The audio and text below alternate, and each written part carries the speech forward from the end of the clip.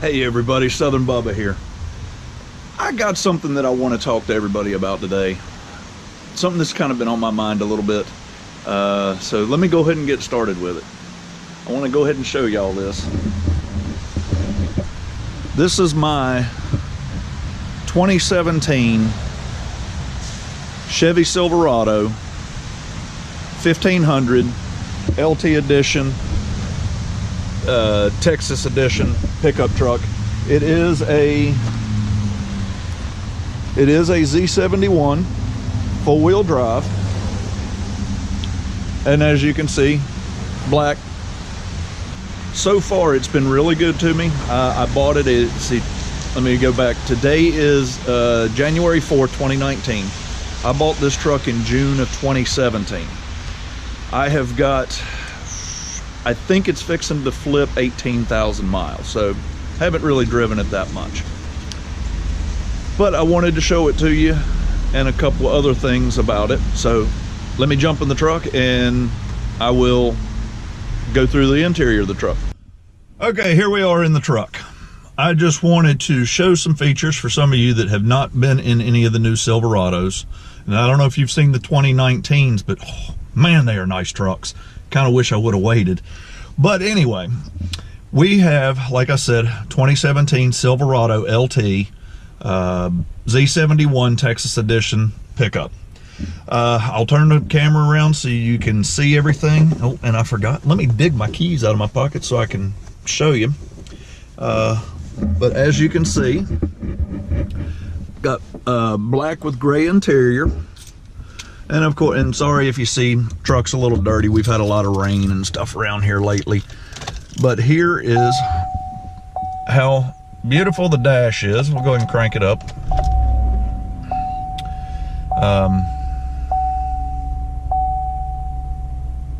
See if I can brighten it up a little bit. There we go. I mean, it's got all carbon fiber here on the dash, but it's I mean, it's got all the little, let me move this over.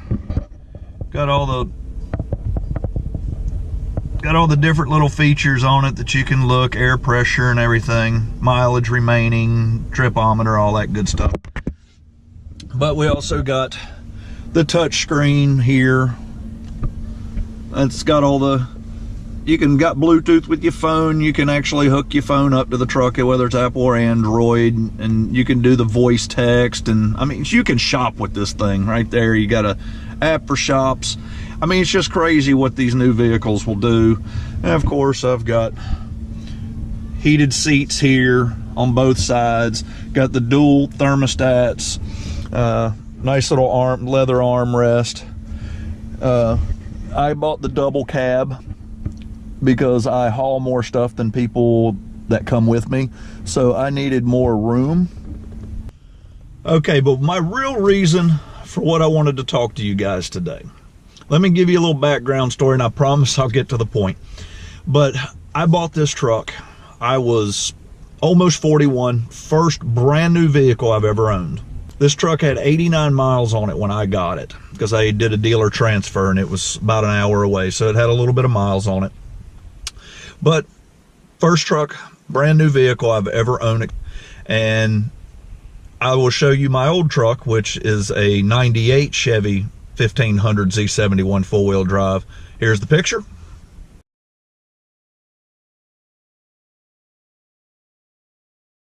I traded that truck because I needed to do a ton of work on it. I loved the truck, but I just didn't have the time I needed a truck now, so I bought a new one.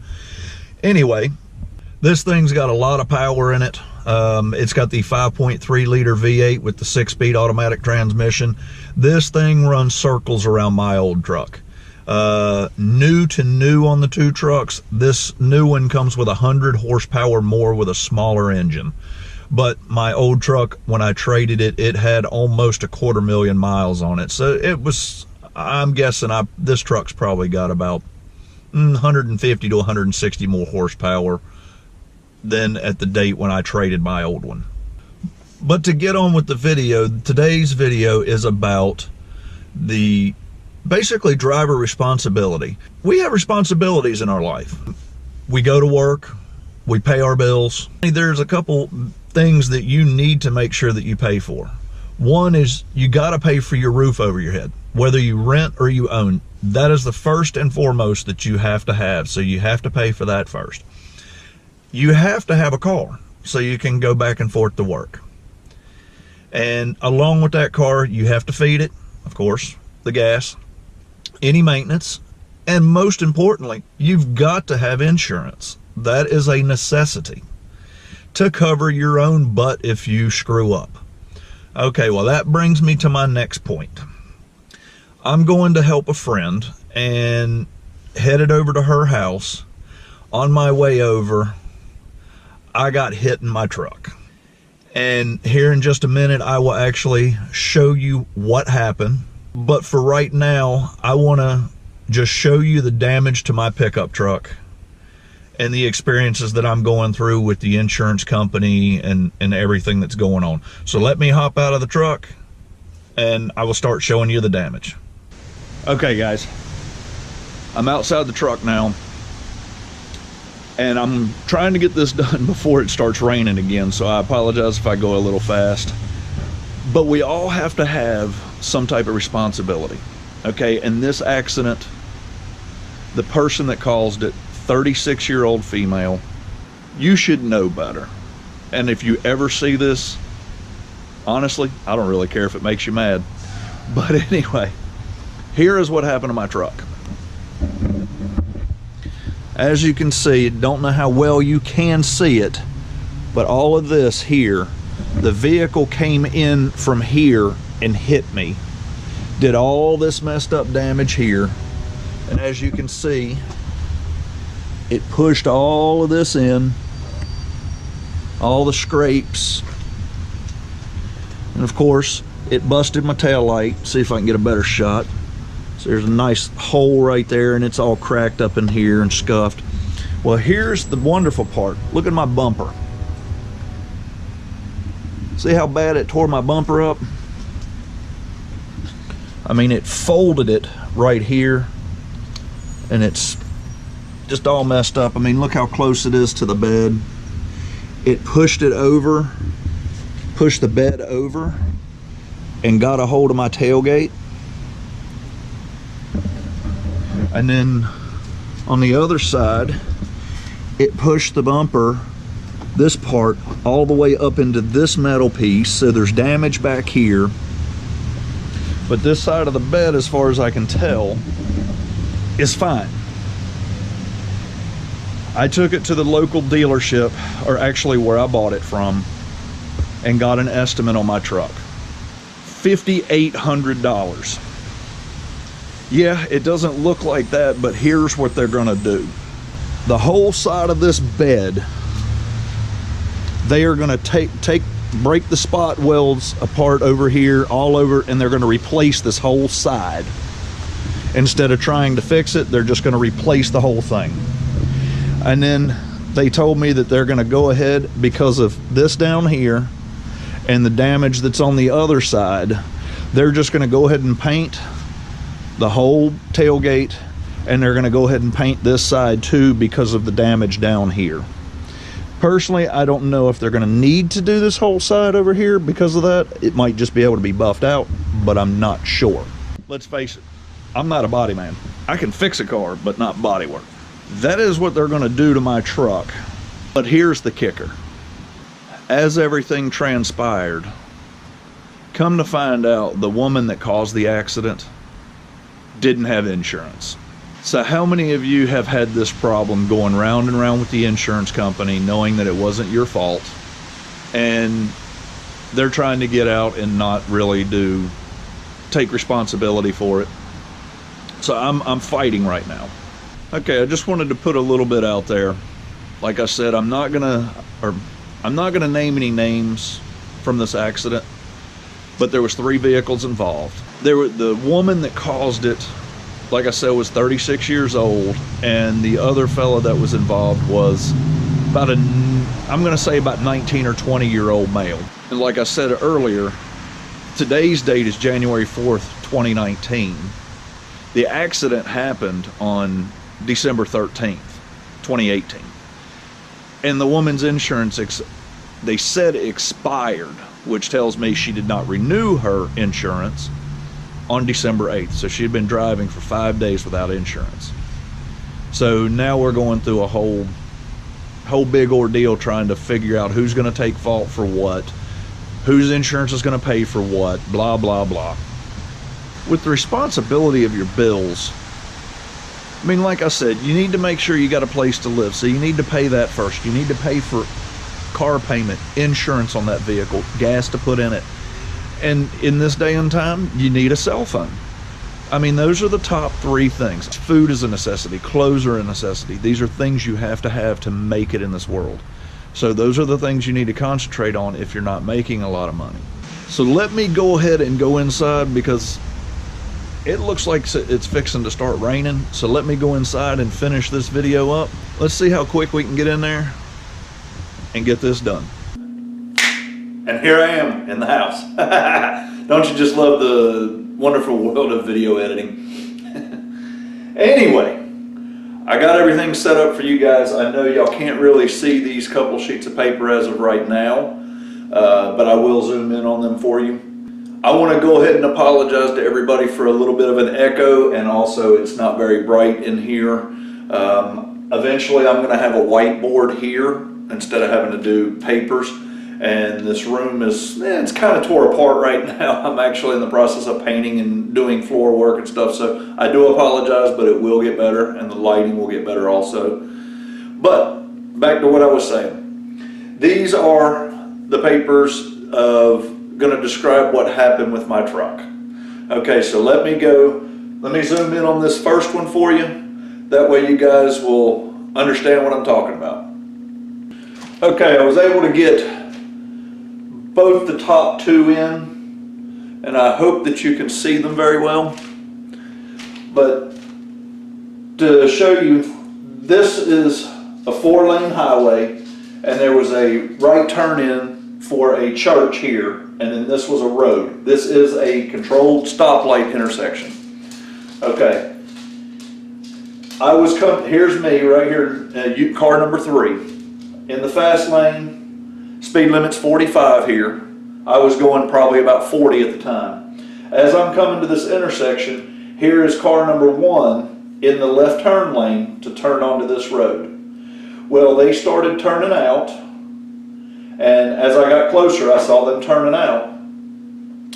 Well then, as I got a little closer, now I'll jump to this one. You can see as I got more into the intersection, car number 2 here, which was also in the fast lane, coming opposite direction, turned to his left to try to avoid number 1. And he wound up hitting them. It was either in the rear door or in the quarter panel on a Jeep Cherokee. So, he was driving a Toyota Land Cruiser, I think, or a Sequoia was what it was. So he hits them. And then now I'm going to move the camera again so I can get it down to this third one down here for you and explain a little bit more.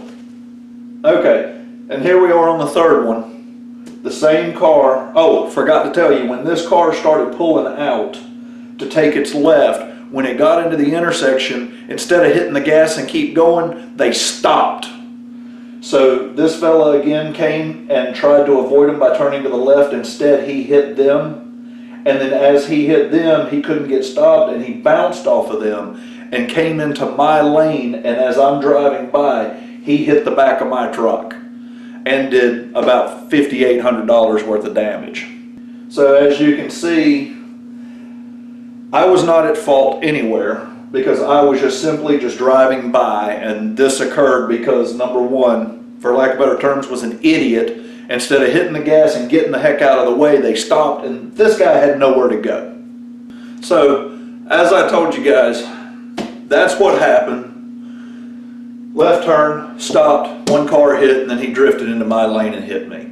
So, here's the irritating part, which I think I've already stated in this video, was the person, car number 1, the one that started the whole ordeal, didn't have any insurance. So what my insurance company is trying to do is to get my vehicle covered by the guy that actually hit me in car number 2. It just so happens that both me and him have nationwide insurance, so it's within the same company.